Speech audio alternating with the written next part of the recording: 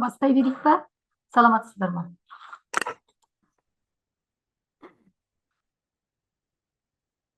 Гүлжамал Қалдыбековна. Саламатсыздар ма? Иә, бастаймыз мына. Кабина алып өзіңізге. Қайырлы күн, құрметті әріптестер. Мынау бүгін сіздермен бірлесіп педагогикалық тәжірибе алмасу әдістемелік алаңын бастаймыз. Ондағы мақсатымыз, білесіздер, сіздер 83-ші бұйрыққа сәйкес тәжірибені тарату, насихаттау деген жаңағы бөлімдері бар. Сол жерде сіздер өздеріңіз авторлық бағдарламалар, әдістемелік кешендер әзірлейсіздер. Соны біздің сараптамалық кеңеспен келіп бекітесіздер. Бірінші санатты зерттеу шебер педагогтер республикалық оқу-әдістемелік бірлестігіне жолдайды жұмыстарын. Республикалық оқу-әдістемелік бірлестігі жылына 4 рет өткізеді.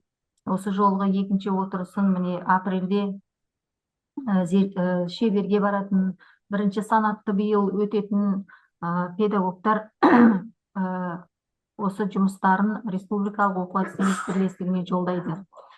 Сол жерден ғана бекітілгенді ғана есепке алады ол бағыттағы педагогтерге. Ал біз енді осы сараптамалық кеңеске алынған жұмыстарда зерттеуші педагог болса да, олардың жұмыстары жақсы, жоғары нәтижеде болса, республикалық оқу-әдістемелік бірлестігіне де ұсынамыз.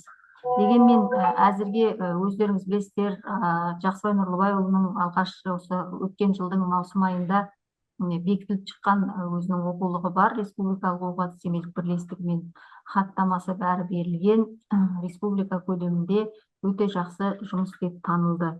Сондықтан енді біздің мақсатымыз бұл, бізде де 40-тан астам екінші отырысқа жұмыс түскен, алдында 13 жұмыс түскен болатын. Сол біраз жұмыстарды біз өңдеуге жібердік. Бірінші кезеңде, екінші кезеңде де өңдеуге қайтарылған жұмыстар бар. Дегенмен де осы педагогтардың тәжірибесін енді облыс көлемінде таратуды осындай жаңағы алаң арқылы алып отырмыз. Алғашқы болып бізде осы Алматы экономикалық колледжінің педагогтері бастайды. 2-3 күнге созылатын осы шара көптеген колледждарды қамтып отыр. Сонау 12-ші, жаңағы 13-ші наурызға дейін осы тарату алаңы жүргізілетін болады. Сондықтан сіздер өздеріңіздің әзірлеген жұмыстарыңызды осындай шара барысында көрсетесіздер. Өзектілігін, ерекшелігін, жаңашылдығын педагогтар қарайтын болады. Ары қарай жаза алмай жүрген педагогтар сіздердің тәжірибелеріңізге қарап өздерінің жұмыстарын жалғастыратын болады. Сондықтан баршаңызға іске сәт, жақсы, табысты, шығармашылыққа толы тәжірибе алмасу алаңы болсын деп тілеймін. Гүлжамал Қалдыбековна, бастай берсеңіз болады. Бізде алғашқы болып Тұрсынхан Шәренқызы. Сәлеметсіздер, құрметті әріптестер. Мен Белғожаева Тұрсынхан Шәренқызы, Алматы экономикалық колледжінің тарих пәні оқытушысымын. Менің бүгінгі сіздерге ұсынғалы отырған авторлық бағдарламам негізгі тақырыбы тарихи деректермен жұмыс істеу дағдылары, зерттеушілік көзқарас тақырыбында. Бұл колледждің бірінші курс студенттеріне арналған факультатив сабақ ретінде жасалынды. Сағат саны 36 сағатқа.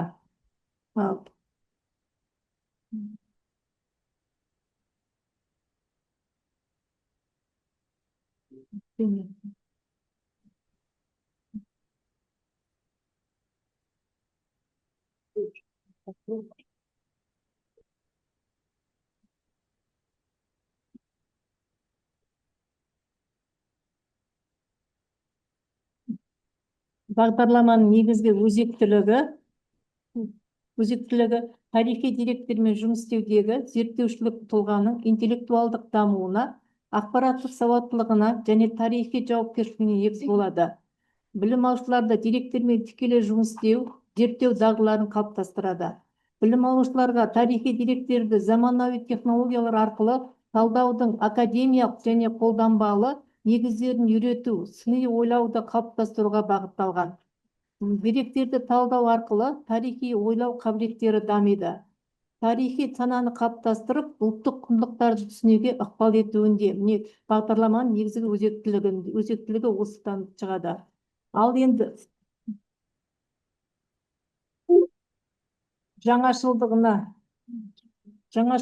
келетін болсақ, не здесь?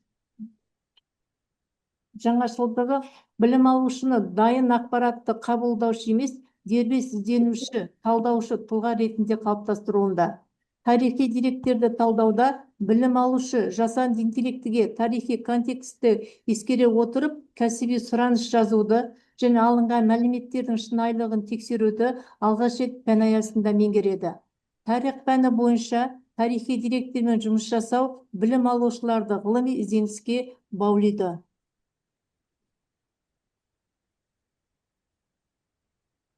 Бағдарламаның негізгі мақсаты білім алушылардың тарихи деректерді ғылыми әдістермен зерттеу, цифрлық мұрағаттармен жұмыс істеу, жасанды интеллекті көмегімен деректерді жүйелеу, құзыреттіліктерін, зерттеушілік көзқарастарын қалыптастыру болып табылады. Бағдарламада негізінен мынандай міндеттерді өзім алдыма жасаған болатынбыз. Біріншіден, тарихи деректің ақпаратты өрісі мен құрылымын, оның классификациялық ерекшеліктерін түсінеді. Екіншіден, зерттеушілік этика мен жасанды интеллектіні дерек іздеу мен өңдеуде қолданудың практикалық дағдыларын қалыптастырады. Үшіншіден, цифрлық платформалар арқылы тарихи карталарды, статистиканы және мәтіндік деректерді визуализациялауды үйренеді. Бағдарламаның негізінде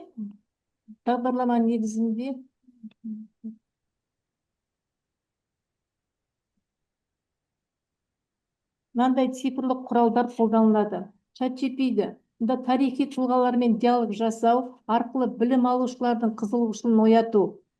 Google Arts'та тарихи жәдігерлерді виртуалды зерттеу, Kahoot программасында тест және викториналарды автоматтандыру, Google Slides'те тарихи карталарды, презентациялар мен жобаларды таныстыру үшін қолданылады. Behance программасы бойынша кәсіби цифрлық портфолио жинақтау және жобаларды жариялау үшін, Google Gemini платформасында идеяларды салыстыру, талдау және альтернативті шешімдерді қолданады. Жалпы бағдарлама 5 бөлімнен тұрады. Бірінші бөлім кіріспе, тарихи деректану негіздері, екінші бөлім жазба және цифрлық деректермен жұмыс жасау, үшінші бөлім визуалды және материалдық деректер, төртінші бөлім ауызша тарих және өлкетану, бесінші бөлім қорытынды және жоба қорғау.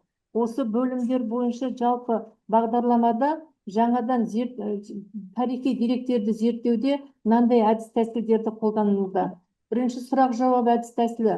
Оның мақсаты білім алушылардың ойлау қабілетін, тарихи оқиғаларды еске сақтауын дамытады.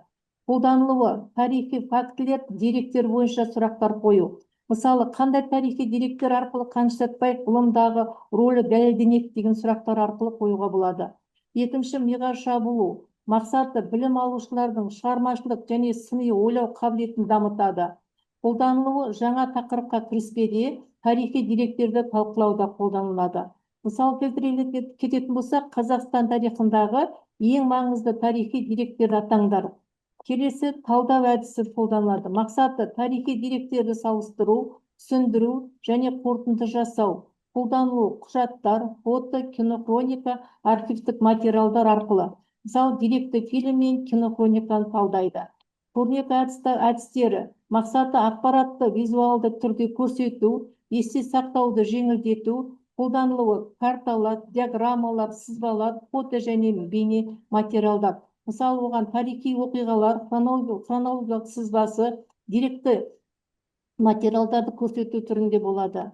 Бесіншіден, топтық жұмыстың негізінде жүргізуге болады. Мақсаты ынтымақтастық арқылы талдау, пікір алмасу. Келесі, жобалық әдістерді қолданамыз. Мақсаты деректерді зерттеу, жинақтау және қорытынды жасау. Қолданылуы ұзақ мерзімді зерттеу, тарихи тақырыптар бойынша презентация немесе эссе жазу. Келесі, эвристикалық, яғни іздену бөлімі бойынша әдістерін қолданамыз. Мақсаты білім алушылардың сыни ойлауын дамыту, өз қорытындысын шығару. Қолданылуы тарихи деректерді салыстыру, себеп салдарын талдау. Мысалы, неліктен белгілі оқиғалар кинохроникада дәл көрсетіледі, ал деректі фильмде авторлық пікір беріледі. Міне осындай әдіс тәсілдерді қолдана отырып, бағдарламаның негізінде жасалынған болатын. Міне осы әдіс тәсілдерді қай сабақта және қандай бағытта жасалғандығы туралы мен өзім бір сабағыма талдау жасап көрсеткелі отырмын.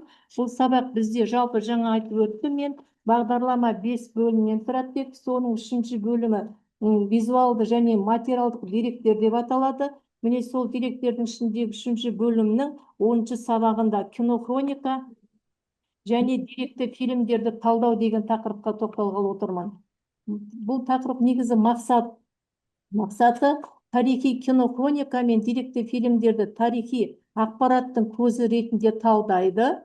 Визуалды ақпараттың шынайылығын, контекстің, авторлық көзқарасты және материалдың сенімділігін айқындайды. Бұл жерде бірінші тапсырма бойынша мен бұл жерде жаңа кинодан, тарихи кино бойынша Қаныш Сәтбаевтың Сара жолы деген деректі фильмді алдым. Ал екіншіден деректі фильммен бірге кинохрониканы алып отырып, мына жерде суреттер көрсетіліп отыр. Бірінші тапсырма бойынша кадр сыртындағы ақпарат деп аталады. Бұл жерде деректі фильмді білім алушылар жақсылап көріп, тыңдап, талдайды. Яғни дескриптор бойынша кадрдан 5 маңызды тарихи детальды анықтайды. Екіншіден бейнебаянның негізгі идеясын тұжырымдайды. Екінші тапсырма бойынша Қаныш Сәтбаевтың өмір жолы неліктен Сара жол деп аталады. Міне бұнда деректі фильмнің құрылымын талдайды, кейіпкер тұлғасын сипаттайды. Үшінші тапсырмада жасанды интеллекті көмегімен дыбыссыз дикторлық мәтін, яғни сценарий жасайды да оны талдайды. ChatGPT кинохрониканың Тұрсынхан Шаринна, регламент сақтаңызшы. Сізден кейін де әріптестер бар ғой. Яғни жасанды интеллект ұсынған мәтінді өңдеп, кадрмен сәйкестендіреді. Төртінші тапсырма бойынша экрандағы тарих, яғни кинохроника тарихты сәттің тірі куәсі, деректі фильм сол оқиғаны талдап түсіндіретін жанр деген мағынада көрсетеді. Яғни алынған мәліметті деректанулық тұрғыдан бағалайды. Қорыта келген кезде бағдарлама білім алушылардың танымдық белсенділігін арттырып, тарихи санасын қалыптасқан тұлға тәрбиелеп шығаруға септігін тигізеді деп ойлаймын. Тыңдағандарыңызға көп рахмет. Сұрақтарыңыз болса, Сұрақтар болса, соңынан да қоя жатады, чатқа жаза жатады. Екінші әріптесіміз, сіз экранды өшірсеңіз.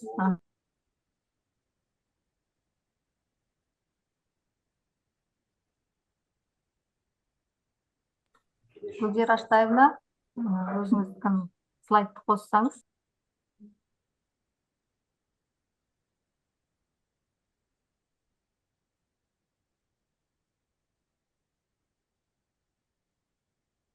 Қайырлы күн, құрметті әріптестер.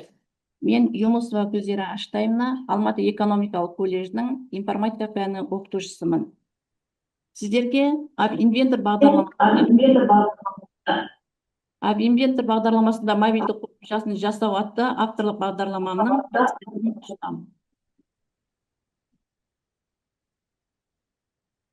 бағдарлама колледждің бірінші курс білім алушыларына арналған оқыту бағыты факультативтік курс.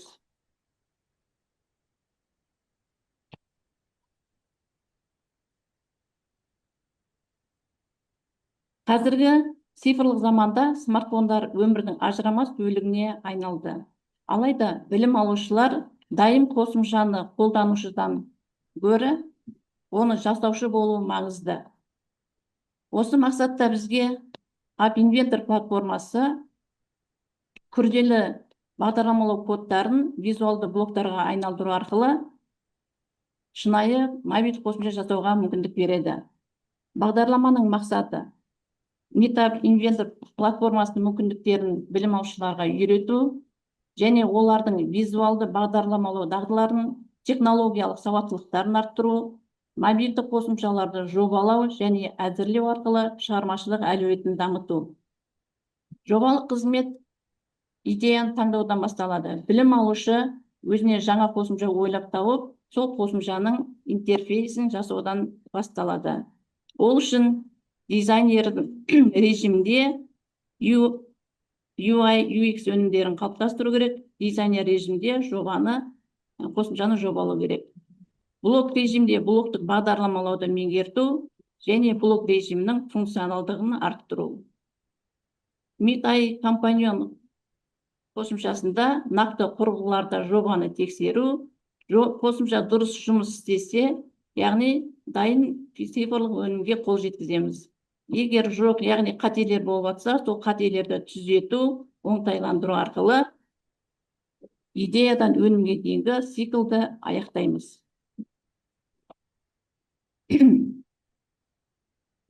Бағдарламаның басты ерекшелігі жобаға бағытталған оқыту. Бағдарламада теориялық білім мен практикалық дағдыларды тиімді үйлестірілген.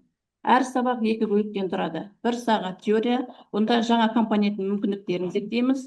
2 сағат практика, сол компоненттерді қолданып, нақты жұмыс істейтін шағын қосымша жасаймыз. Білім алушылар бірнеше жеке және топтық жұмысты жобаларды орындайды. Бағдарлама соңында әр білім алушы өзінің жеке жобасын қорғайды. Бұл олардың алған білімдері мен дағдыларын практикада қолдану қабілеттерін көрсетеді. Экранда білім алушылардың практикада жүзеге асырған жобасы калькулятор қосымшасы. Бұл жерде білім алушы дизайнер режимде қосымшаның интерфейсін жасаған, блок режимінде қосымшаның логикасын құрастырған, сосын жобаны нақты құрылғыларда тестілеп, смартфоннан білім алушының жобасының нәтижесін көруге болады.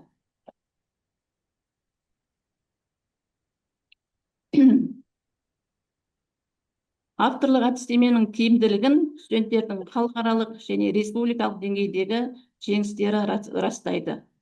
2023 жылы Кіші ғылым академиясының 47-ші республикалық конференциясында студентім дәулеткерлік 2-ші орын иеленді. Ол App Inventor арқылы білім деңгейін анықтайтын тест тапсыру қосымшасын әзірледі. Яғни тарих пәні бойынша және математика бойынша тест тапсырмасын дайындады. Бұл қосымшаны емтиханға дайындалу кезінде өзіне қолданды. Сондай-ақ 2027 жылғы табыс жолы 2024 білім ғылым кәсіп конференциясында Кәрібай Береке өзінің GPS навигатор жобасымен қатысты. Бұл қосымша кез келген ауа райында нысанның орнын дәл анықтай алатын жоғары технологиялық өнім болып танылды. Құрметті әріптестер, бұл бағдарлама тек бағдарламалауды үйрету емес, білім алушының қиялын нақты цифрлық өнімге айналдыратын құрал. Біз бүгінгі білім алушыны ертеңгі бәсекеге қабілетті маман ретінде қалыптастыруымыз керек, өйткені болашақ технологияны меңгерген жастардың қолында. Назарларыңызға рахмет. Өте тамаша, Гүлзира Аштаевна. Яғни біздің жасаған авторлық бағдарламамызбен программаның негізінде тест тапсырмаларын тағы да басқа жобаларды әзірлеп жатыр екен білім алушылар. Ол өте жақсы. Яғни бағдарлама мазмұны жүйелі, ғылыми негізделген деп сізге қазіргі чатта осындай жақсы комментарийларды беріп жатыр. Тұрсынхан мына жерде Қарабаева Зәпиха Мұхтаровна деген тарих ғылымдарының кандидаты, профессор. Ол енді сіздің жаңағы әріптестеріңізге жақсы айтқан екен. Сондықтан негізі біздің жасаған жұмысымызда осындай нәтиже болу керек. Сол нәтижелерді студенттер пайдаланып, өз қажеттіліктеріне жаратып жатқаны өте тамаша. Енді бұл бағдарлама арқылы тесттен басқа тағы не дайындауға болады? Әртүрлі ойындар дайындап жатады шынар кабина студенттер. Мысалы, лабиринт ойындарын студенттер өте қызық дайындап, ойындарға көбірек мән беріп жатады. Сосын жаңа калькулятор қосымшасын дайындатып жатыр, соны сабақта математика пәндерінде есеп шығаруды қолданамыз деп студенттер өздерінің жасаған жұмыстарына қуанып жүреді. Өте жақсы, тамаша. Рахмет, Гүлзира Аштаевна. Келесі бізде болашақ компьютерлерді жасанды интеллект және цифрлық дизайн бойынша дамытуда Құрманғалиева Алма Болатбекқызы Бул да өтө кызыктуу такырып, әріптестер. Сурактар болсо жазып отуруңуздар. Жакшы комментарийлер жазылып атыр әріптес тарапынан. Қайырлы күн, әріптестер. Мен Алматы экономикалық колледжінің информатика пән оқытушысы Құрманғалиева Алма Болатбекқызы. Бүгін мен сіздерге болашақ кондитерлері жасанды интеллект және цифрлық дизайн тақырыбында жасалған авторлық бағдарлама жұмыс тәжірибесімен бөліскім келеді. Бұл бағдарлама қазіргі еңбек нарығының сұранысына сай кондитер мамандығын жаңа деңгейге көтеруге бағытталған. Бағдарлама колледждің бірінші курс студенттеріне факультативті курс ретінде дайындалды. Жалпы сағат көлемі 36 сағат, 1,5 кредит. Неге бұл тақырып өзекті? Қазіргі таңда заманауи еңбек нарығы кондитерден тек дәмді өнімді жасауды ғана емес, сонымен қатар визуалды ойлауды, дизайн элементтерін қолдануды, маркетингтік көзқарасты және цифрлық сауаттылықты талап етеді. Яғни, бүгінгі кондитер тек орындаушы емес, идея ұсынушы, дизайнер және өз өнімін таныстыра алатын маман болуы тиіс. Осы тұрғыда жасанды интеллект құралдарын кәсіби деңгейде қолдану заманауи маманның ажырамас бөлігі болып отыр. Бағдарламаның мақсаты бірінші курс білім алушыларының жасанды интеллект пен цифрлық дизайн құралдарын қолдана отырып, кондитерлік өнімдердің визуалды бейнесін әзірлеу дағдыларын қалыптастыру, функционалдық сауаттылықтарын арттыру және болашақ кәсіби қызметіне даярлау. Бағдарлама философиясының негізгі идеясы студентті дайын үлгілерді тұтынушыдан авторлық өнімді жасаушыға айналдыру. Оқыту барысында нақты клиентке бағытталған тапсырмалар қолданылады. Кейс пен тапсырыс негізінде оқыту жүзеге асады. Мәтіндік және визуалды жасанды интеллект құралдары біртұтас өндірістік циклге біріктіріледі. Бағдарламада келесі цифрлық құралдар кешенді түрде қолданылады. Мәтіндік генераторлар, яғни идея мен тұжырым жасау үшін чат GPT, Gemini жасанды интеллектілер қолданылады. Визуализациялау, яғни эскиз дайындау үшін Bing Image, Magic Media, Midjourney жасанды интеллекттерін қолданылады. Және 3D модельдеу, яғни торттардың формаларын құрастыру үшін Tinkercad және Blender бағдарламалары қолданылады. Презентация мен портфолио, яғни дайын өнімді таныстыру үшін Canva AI, Google Slides және Gemini Notebook LM және Behance, LinkedIn бағдарламалары, қосымшалары қолданылады. Бұл студенттің тек кәсіби емес, сонымен қатар коммуникативтік және цифрлық құзыреттерін дамытуға мүмкіндік береді. Сабақ барысында белсенді оқыту әдістері де қолданылады. Яғни, атап өтетін болсақ, нейроболжам, яғни жиі ұсынған идеялар негізінде трендті болжау, дизайн аудит, бұл жерде визуалды қателерді талдау, Magic Edit мүмкін емес конструкцияларын жиі көмегімен түзету, свод талдау, яғни эскиздің технологиялық іске асуын бағалау. Бұл әдістер студенттің сыни ойлауын және шығармашылық қабілетін дамытады. Бағдарлама 7 бөлімнен тұрады. Әр бөлім теориялық білімді практикалық әрекетпен ұштастыра отырып, білім алушылардың функционалдық сауаттылығын және цифрлық сауаттылығын дамытуға бағытталған. Бірінші, мына жерде бірнеше тапсырмалармен сіздермен таныстырып өтейін. Бірінші, кәсіби промпт инжиниринг тапсырмасы. Бұл жерде ақпаратты дәл сипаттау арқылы жасанды интеллектіден сапалы өнім алу дағдысын қалыптастыру мақсатында білім алушыға нақты тапсырыс сипаттамасы беріледі. Яғни балалар мерекесіне арналған орман ертегісі тақырыбындағы пастельді түстердегі 2 қабатты торт жасау керек. Эскизін жасау керек. Білім алушы осы ақпаратты талдап, Canva AI үшін детальды промпт жазады. Яғни бұған шарт қойылады. Шартта промптта форма, түс, жарық және стиль элементтері қамтылуы тиіс. Бұл жерде көріп тұрғандарыңыздай, мына жерде біреуі Canva AI жасанды интеллектісінде жасалған сурет, екіншісі Gemini жәнегі чатында жасалған сурет. Бұл жерде білім алушы шыққан суретті дизайн талаптарына, яғни эстетикасына орындалу мүмкіндігіне сәйкестігіне бойынша бағалай алады. Келесі тапсырма бұл дизайнерлік шифрды шешу.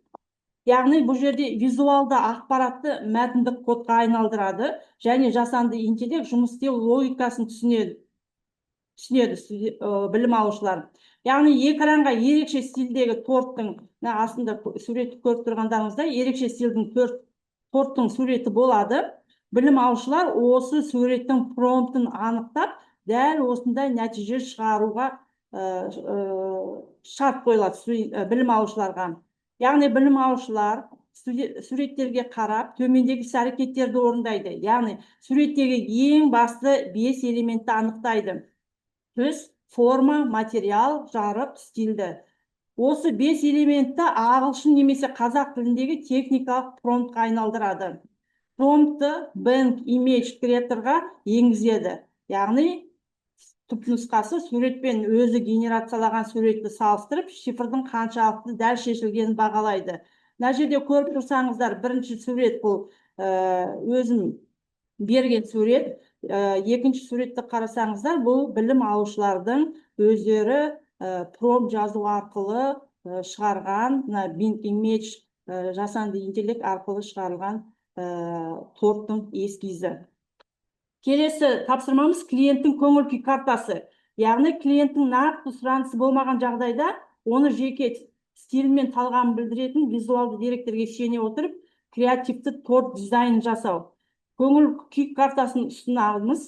Яғни экраннан төмендегі 3 сурет көрсетіледі. Яғни бұл жерде Sandy Loft интерьері, және Tesla автокөлігі, және Исландияның мұздықтары. Білім алушы әр суреттен торт дизайнын негіз болатын кілт сөздерді бөліп алып, промпт жазып, торттың эскизін шығарады. Төменде қарап тұрғандарыңыздай, мына жерде осы 3 сурет арқылы шыққан торттың эскизі. Яғни асимметриялық, сұр мәтін, мәр түсті, бетінде мөлдір көк изоморф дейді ғой, мұздан жасалған үшкір фигуралары бар заманауи десерт. Осындай білім алушыларға қызықты тапсырмалар беріледі.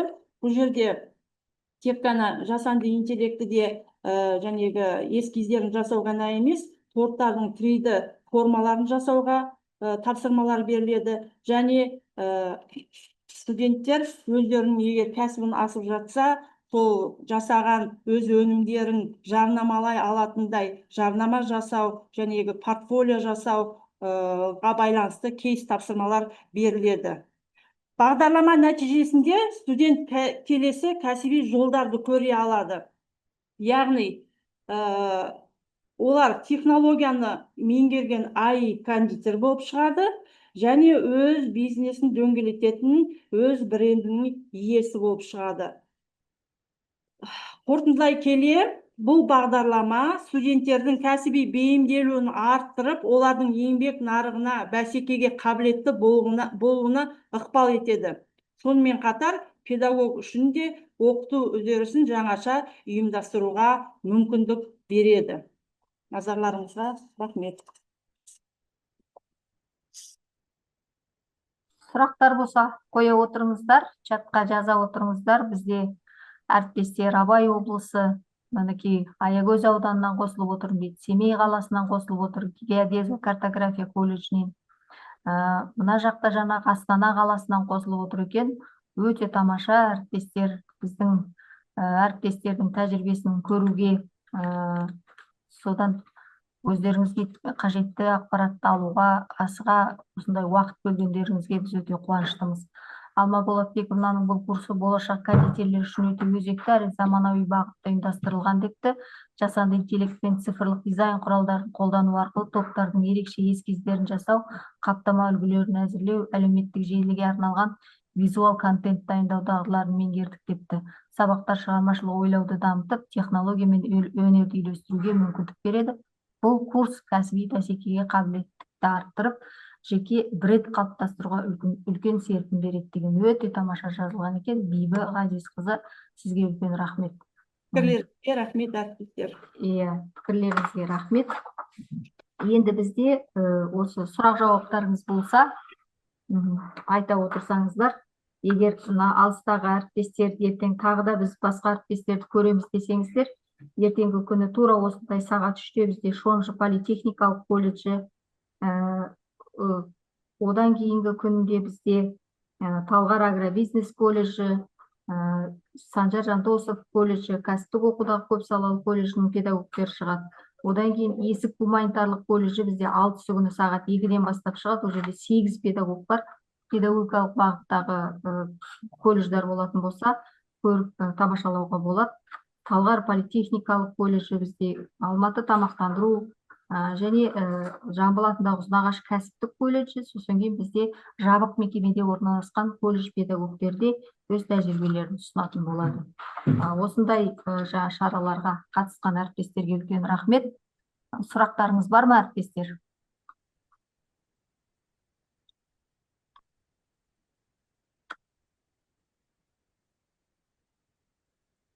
Пікірлеріңіз болса айтып отырыңыздар. Мүмкін сіздерде осындай жақсы шара өтіп жатқан шығар. Алыс жақтан қосылған әріптестер.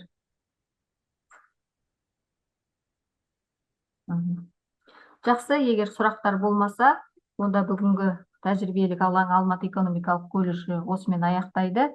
Келесі біз кезекті Шонжы политехникалық колледжіне береміз, ертеңгі күні қосылып, ары қарай осы шараны жалғастыратын боламыз. Сұрақтар жоқ болса, сау болыңыздар, әріптестер. Әріптестер, сіздерге де рахмет. Сау болыңыздар. Маккабиевна, сізге рахмет.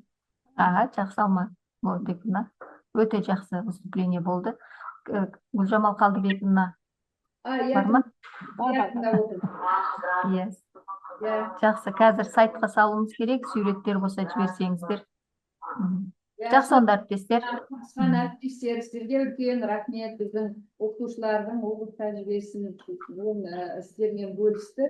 Егер қандай да қызықтыратын сұрақтар болса, бізге тікелей хабарласуларыңызға болады. Әсіресе мынау алыс өңірлерден қосылған әріптестер. Жақсы, сау болыңыздар. Сау болыңыздар.